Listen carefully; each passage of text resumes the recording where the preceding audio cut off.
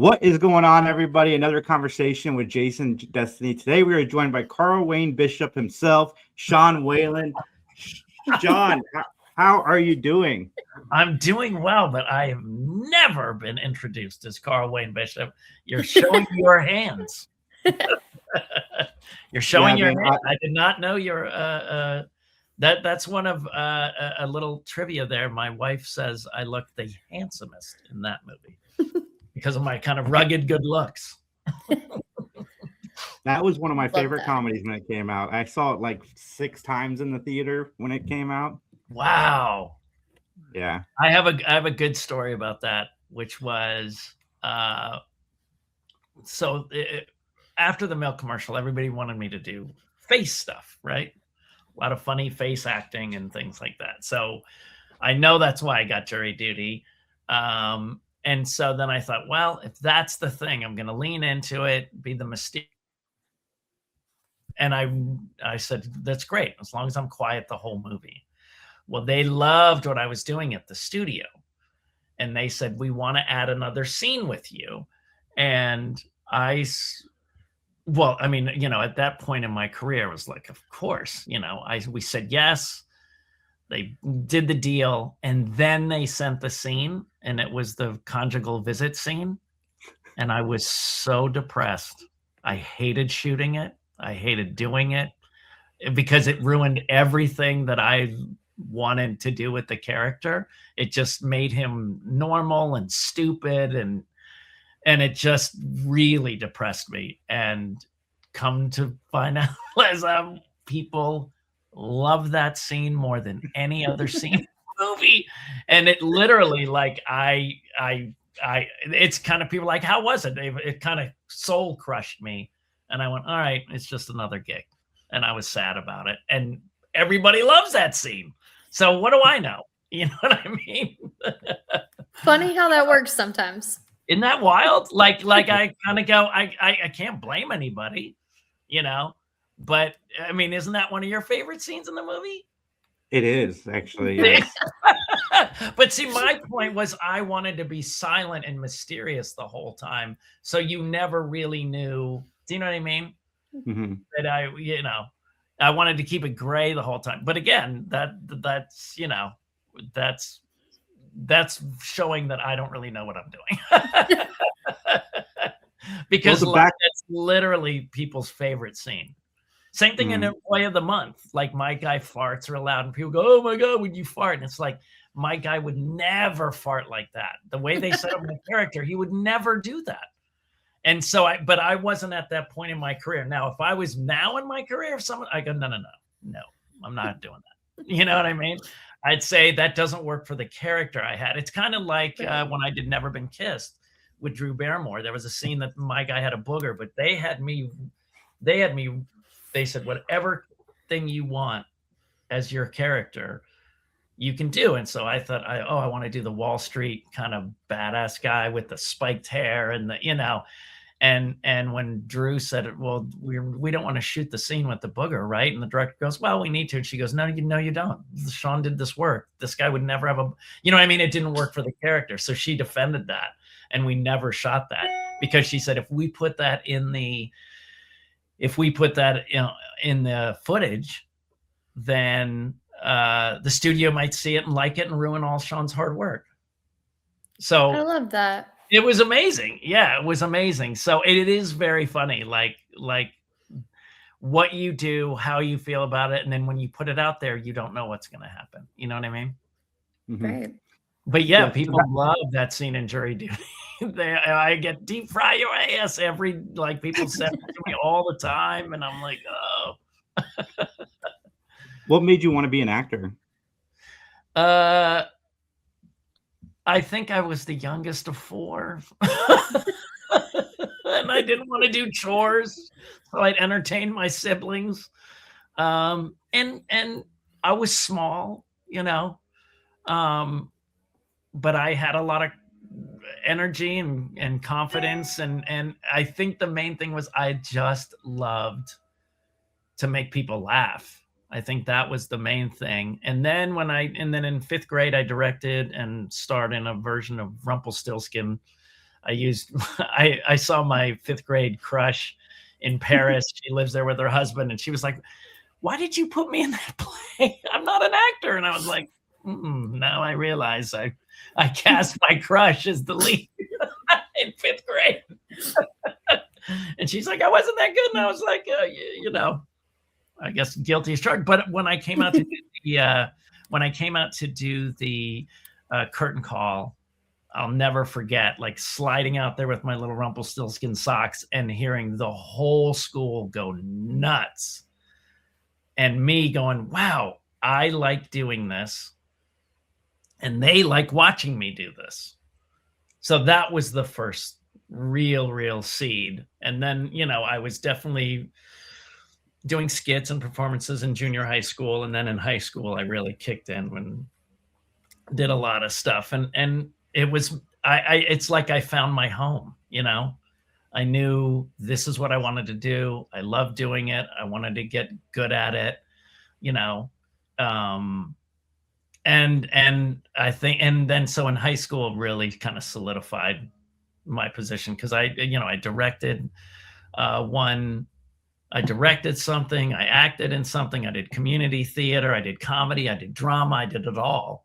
And I thought, oh, this is, kind of what I want to do. So I got into UCLA and got into the theater arts program, which not a lot of people did.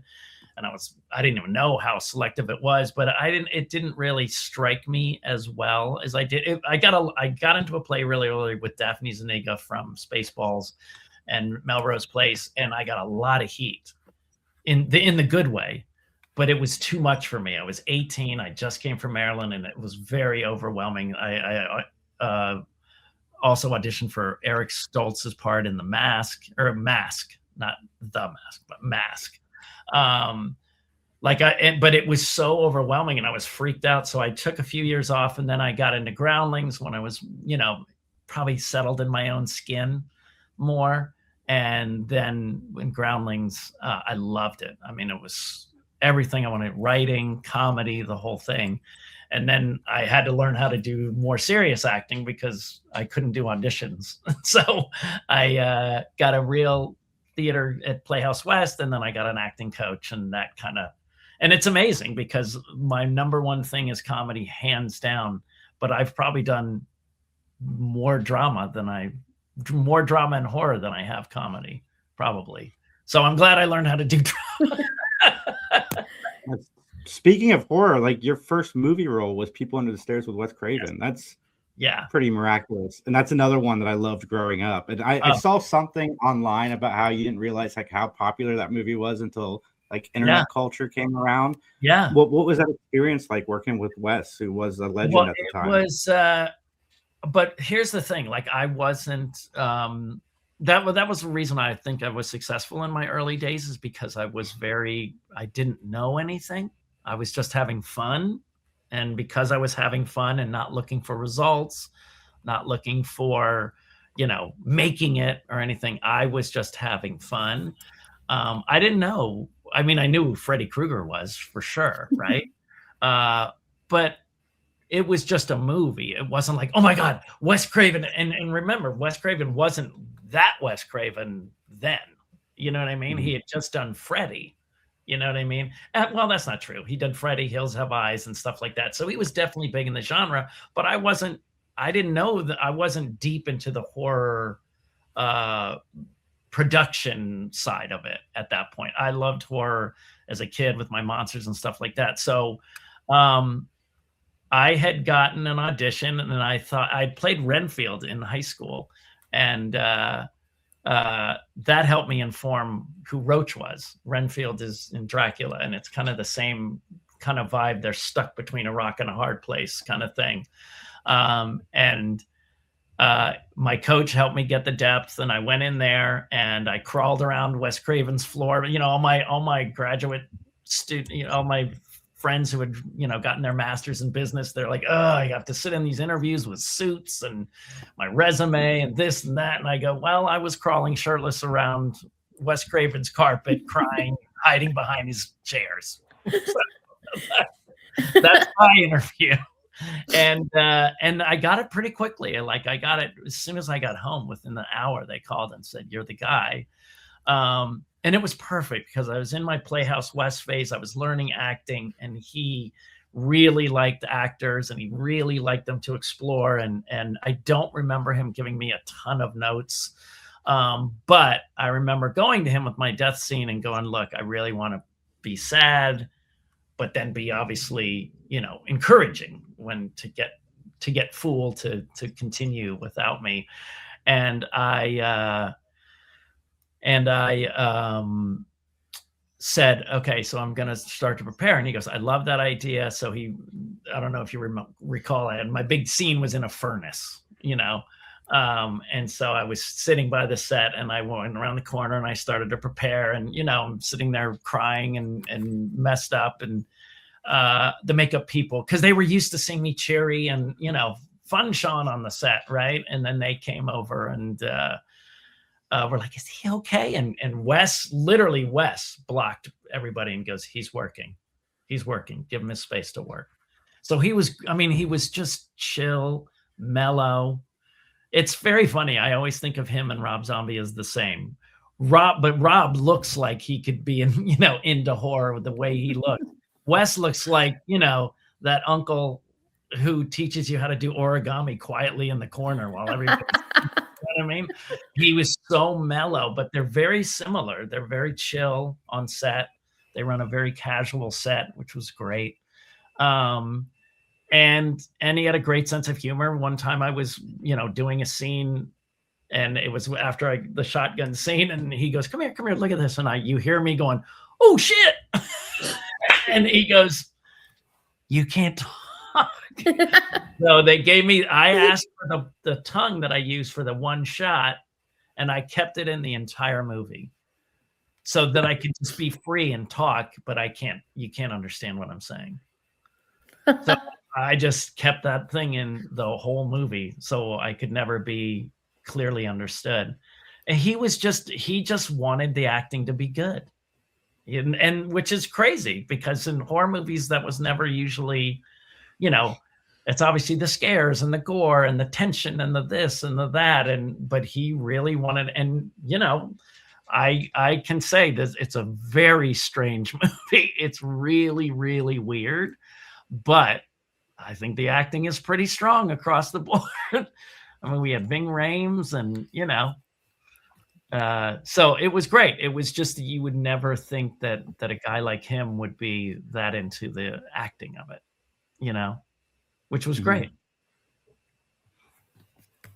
Awesome. So, Destiny, I'll let you get a question, and I promise. But I have to ask because I was, I think, 10 when this movie came out, but you took over the role of Wormser in Revenge of the Nerds 3. Yeah. What was that experience like? That was literally like, my agent goes, "Hey, can you shoot this thing around?" I go, "What do you mean?" He goes, she said, "They can't find this Wormser guy, and you can pull it off." And I go, "All right." That was it. Like, they just called me in there, and I knew Greg Binkley, who plays, the younger generation nerds. They couldn't find, Anthony Edwards, they couldn't find. So they just had this, literally a guy on set who was like a production guy. They just greased his hair back. I don't know if you remember seeing him, the guy who was playing Anthony. He didn't look anything like it. Like, no, they literally, terrible. Like, but they, I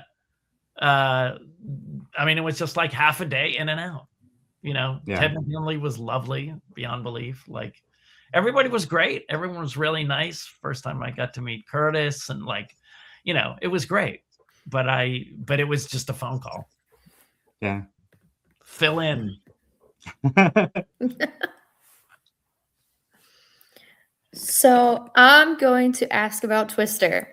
How did that come into your life? Do you remember like your audition or your first reaction to the script? The bottom line was, I was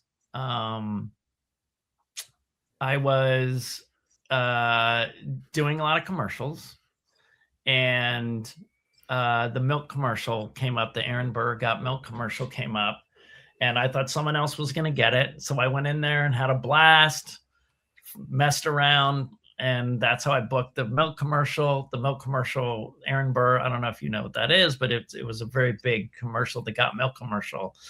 And I was in acting class, and a girl goes, "Oh, your life's going to change." And I said, "Why?" She goes, "I work at Amblin Entertainment." And I said, "Okay." And she goes, "That's Steven Spielberg's company." And I said, "Okay." And she said, "He loves that commercial." At that time, he was using young independent artists to remember, like, he saw Swingers, and then Vince Vaughn was in Jurassic Park, and you know what I mean? He was using unknown faces. And I thought, oh, okay. So then Twister came up like a year or so later, that audition. And when I went in, we didn't have any real lines. We had the audition piece of like Dusty, and so we were saying the extreme and all that kind of stuff. And then the most of it was us just and Eddie, the guy in the bad guy team or whatever. But most of it was like, look over there, look out, we got to turn, help, it's a big one, like it was not a lot of, so there's no real audition, you know what I mean? You're kind of sitting there, and the woman was like, he's very hot right now. He's in the Batman movie. And it was the third movie that was out right then, but I was in the second one years ago. And I was like, no, I'm not. And they're like, what? And I go, nothing. I'm not going to tell them that. Yeah, the new one. Sure. Whatever. I'll go with that. and Yonda Bonta sat there, and then I got the role, and I go, oh, this is what she meant. This is what she meant. Spielberg, because there was no, I mean, it's not like you go, wow, he nailed that yelling and looking in the sky, So I kind of knew what it was to have heat in the 90s, because after Twister was seen as like, oh, all the young actors in LA or, in New York and LA are in Twister, So that brought us heat, So I worked pretty well after, because Twister was such a big movie, and I worked pretty steadily for the rest of the 90s because of that movie. But the audition was kind of like, it was basically, you could tell that Spielberg goes, I want this kid in the movie. You know what I mean? Yeah. So it was kind of a non-audition. It was very strange. But I just remember so interesting. Shutting up and going, whatever she says is fine. Batman, right. Yeah, whatever he says. But look, it was also random. I didn't know which team you're going to be on. Much bigger. Anthony Rapp, Patrick Fisher, these huge character actors were on the bad guy team. Abe and Ruby, like they were on the bad guy team, and they were rarely worked, rarely seen. So I was blessed that I got on the good guy team, because we were really a big part of the movie as opposed to the new one, which the team didn't really play as much of a role. So. Yeah. I mean, it was Spielberg, obviously, but did you realize during that time that Twister was going to be the like cult classic film it is now? I mean, you knew you were on a big movie, I think I sensed it. I knew it was a big movie, but I thought, oh, this is the beginning of big movies for me, blah, blah, blah. And I did that and Batman Returns, which were massive sets and big productions and things like that. Those were my biggest, and Men in Black. Those are the biggest like blockbusters I was in. But no, I didn't know until I saw the trailer, the first trailer. And it was like such a great, because it was like from the director of Speed. And and the producers behind Jurassic Park, and I was like, oh damn, and at the premiere I was like, wow, this is humongous. But when it finished, you're doing something for 6 months, and then you see it all condensed into an hour and 40 or whatever it was, you know what I mean? Yeah. And it's overwhelming. It really is. And I remember leaning forward at the premiere because the whole cast was sitting there, and Helen Hunt was at the far end, and she leaned forward, and I looked at her and I go, hey, and she goes, hey, and this is done. And she goes, this was either super fun and exciting or the worst piece of shit I've ever seen. And I go, and I don't know which. And she goes, neither do I. And then, obviously it blew up, it blew up. Thankfully it was the latter, Yeah. I mean, and we did. But here's the funny part is when I got on set, I said to Alan, I go, oh, what's our backstory? Who should we? And he's like, how about Sean and Alan in a truck? And I go, what do you mean? He goes, dude, this is about the special effects. And it really was. It was, it was a money grab. They go, look, we've got this director speed. ILM wants to do something. They just did the dinosaurs. They want to challenge themselves to do something interesting. They want to do tornadoes. Michael Crichton had this idea. We didn't have a finished script. Like we were shooting without a finished script, So when that happens, that's not about like, oh, we love this script, we have to make it. They're like, we want to make these elements are going to make this thing awesome, And it worked. So because they had a great set writer, Jeff Nathanson, who wrote Catch Me If You Can, The Terminal. He wrote both of those. He was the on-set guy, and he was really fun and funny. So he came up with these, some weird one-liners in our nerdy, that's not a whatever, that's a space station, and me saying it. Like my thing with Alan about it said, Bill pulls in and says hi to the crew. That's all it said. And then they said, hey, we got to show these guys. They're in charge of the, where to go. So we have to do something with either maps or stop signs or, something, right? And they go, how about this one about the maps? About not following. Do you want to do this one or the one about the truck? No. It's the one about, okay, Sean, this is your line. This is your line. Set it up. Boom, boom, done. And then I can't stop hearing I didn't fold the maps for the rest of my life. And it was 10 minutes in an Oklahoma field. You know what I mean? It was like 20 minutes in an Oklahoma field that we shot one day back in 95. And yet, you know what I mean? And that's what I think is the strangest thing. So because we thought, oh, this isn't about us, we all just had a good time. So then, years later, talking about social media, is when I'm on TikTok, people never talk about the special effects. They talk about us. And that we were a group, and because none of us thought this movie had anything to do with us. It had to do with the special effects. So letting that go, we were able to relax and have a great time, if that makes sense. Yeah. And like me and Phil doing food.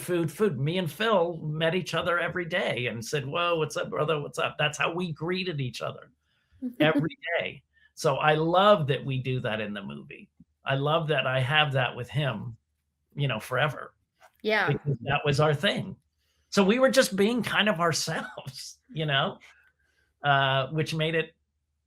I think that's why people liked it, is because we weren't trying to do anything or prove anything. We were just having a good time because we really didn't feel the movie was about us. And now the main thing that people talk about is they loved our team. And they loved our camaraderie and the fact that we were, silly and loose and, which is great. I think that shows how real it was on set, that you can feel that when you watch it. Yeah. When people say like, oh, what do you think of the crew in the new movie? And I go, they don't have a plot. That's not fair to compare us to them. Yeah. It's not really fair because they're not really part of the movie. We were a very important part of the movie to show that Jamie Gertz doesn't belong. And we weren't doing that to be mean, but we're supposed to show that this is our world. This is different. We like this stuff. You don't fit. So you can't really do that to the new movie because they didn't really have a purpose. Yeah. Did you like that one? Not as much as yours. That's what everybody says. They're like, it doesn't have the same heart. And I go, well, it was a good film if you don't compare it. If you compare it, it's trash. Well, ours was an action movie. Look at the body count. There's like 4 in ours, and there's like 50 in there, the new one. So that's a disaster movie. Ours was like an action movie. You know what I mean? So So I think it's a different thing. It's unfair to judge that new team, but there was a lot of backlash for us not being in it, and they didn't make their goals that they thought they were going to make. They probably will shoot another one. I think it got greenlit. I'm not really sure, but people are like, you better bring back some old people. Yeah.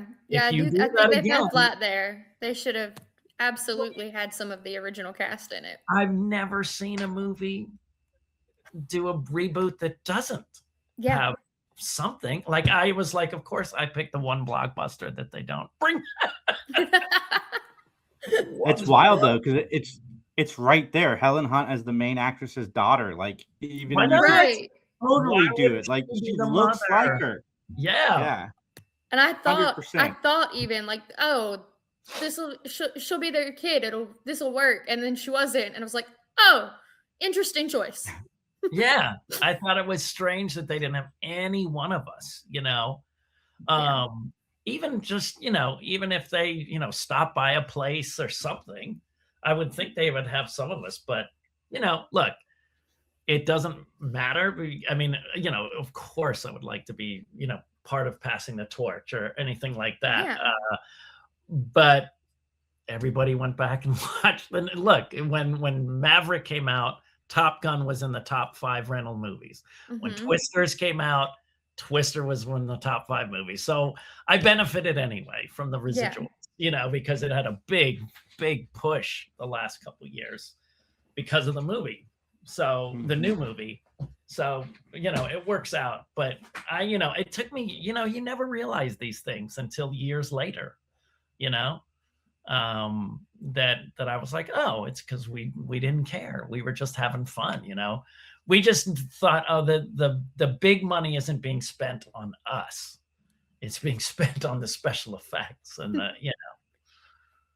So I think that's why people like ours, because we were just a group of young, goofy actors with no pressure on them. I think if I sat there and go, this is a huge hit, this is a big blockbuster, I bet, that was the best thing about me when I was younger. I was just blissfully ignorant. So yeah, the 90s, he worked with everybody that was big, but nobody was bigger than Jim Carrey in the 90s. And kind of what was that experience on Cable Guy, which is another movie that I absolutely love. I think it's Jim Carrey's best comedy. Sorry. I can see that.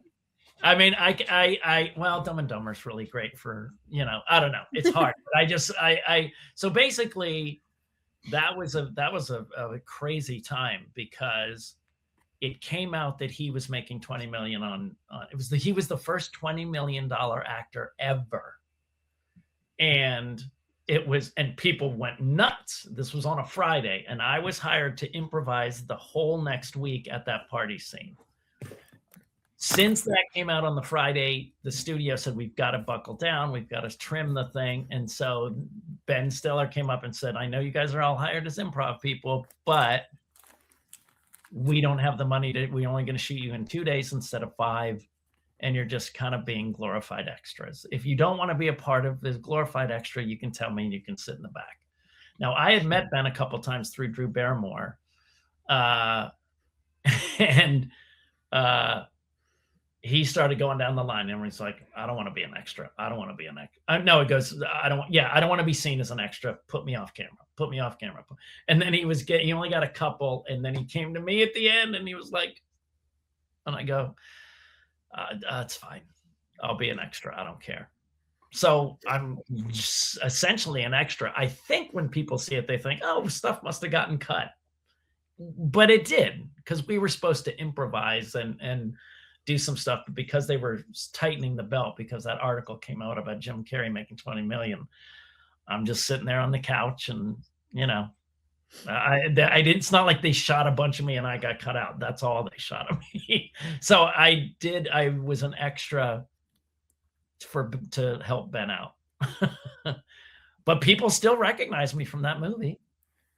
100%. And watching him was amazing because, we had a big party scene. So that's always different. If it was a one-on-one scene and it was just me and him sitting in a room, when he'd come in, we probably would have chatted or, you know what I mean?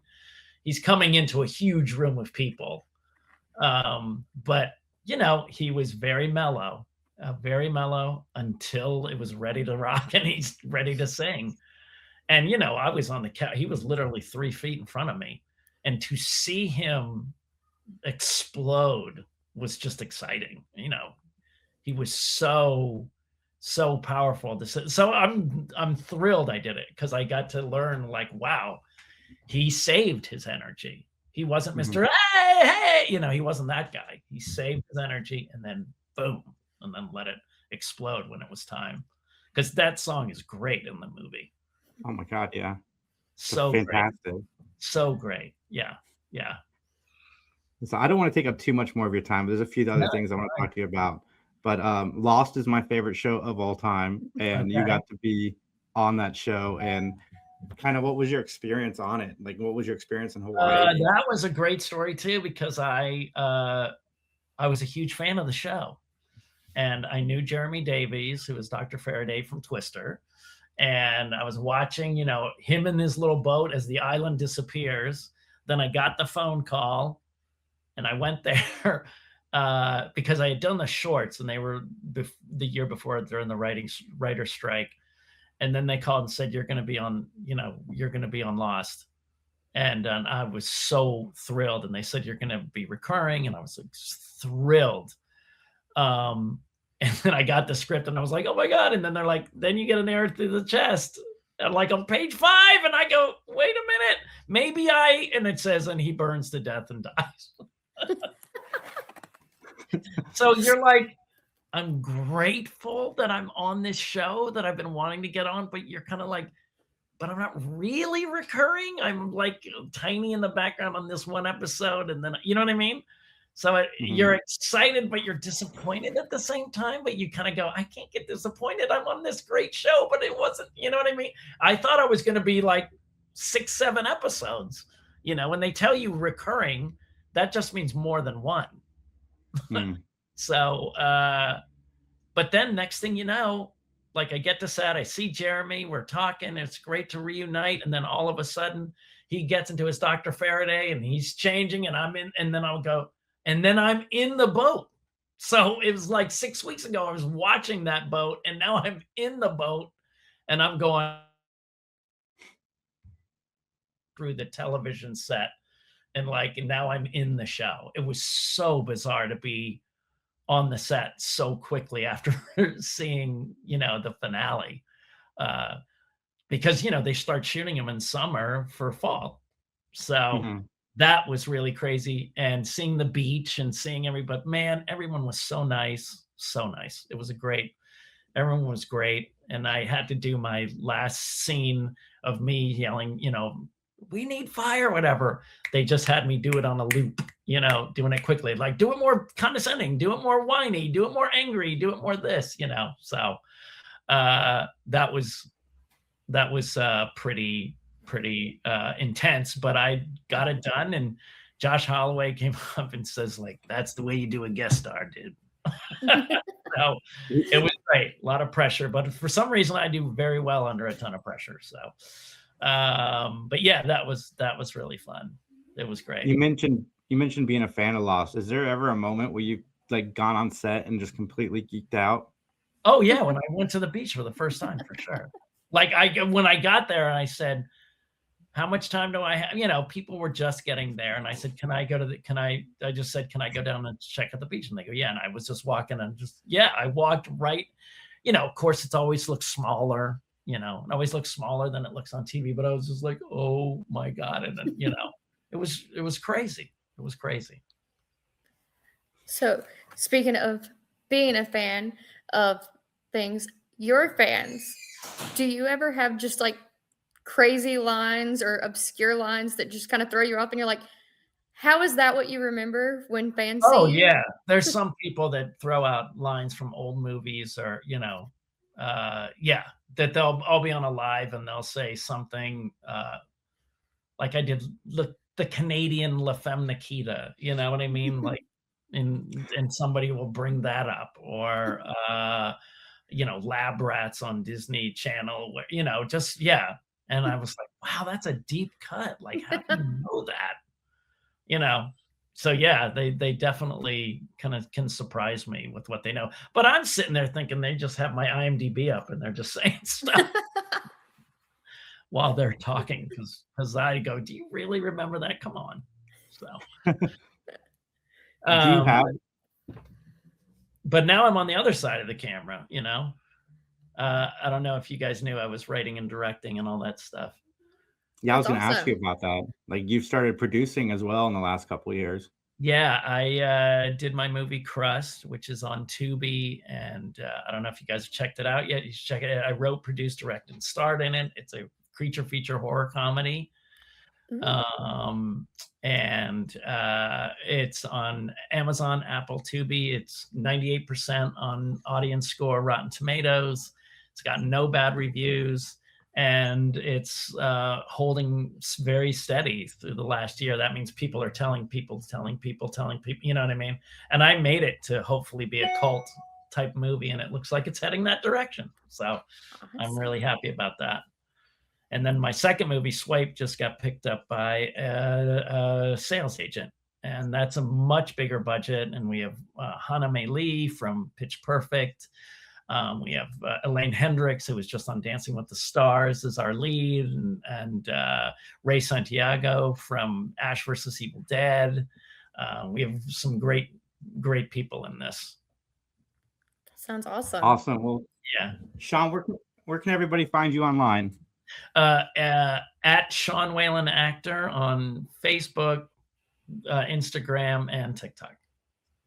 Awesome. And then you said Swiped is next? Yeah, Swipe is next. You can see the trailer right now if you put in Sean Whalen. It's basically kind of a female take on Texas Chainsaw. A sister is saving her brother from these Elaine Hendricks is the mother of the family with 3 mute daughters, a 6'5" woman with a sickle, a kind of Cenobite type young daughter. They're all mute that just has like a stabbing dibber thing.